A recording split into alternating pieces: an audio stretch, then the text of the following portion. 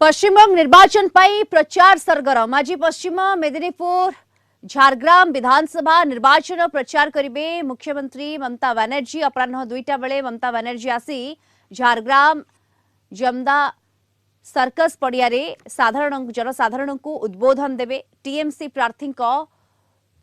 प्रार्थी मंगल सोरेन प्रचार करेंगे दीदी।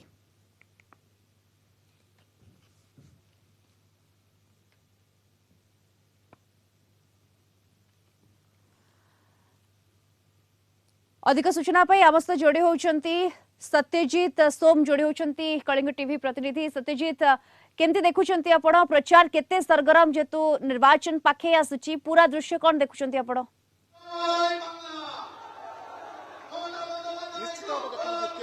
कलिकतार बर्तमान पश्चिमबंग निर्वाचन सरगरम देखा मिलूँ। आम आज आसी पहुंचु झारग्राम निर्वाचन मंडल में विधानसभा निर्वाचन मंडल। एटी निर्वाचन प्रचार बेस जोर धरती। आज मुख्यमंत्री ममता बनर्जी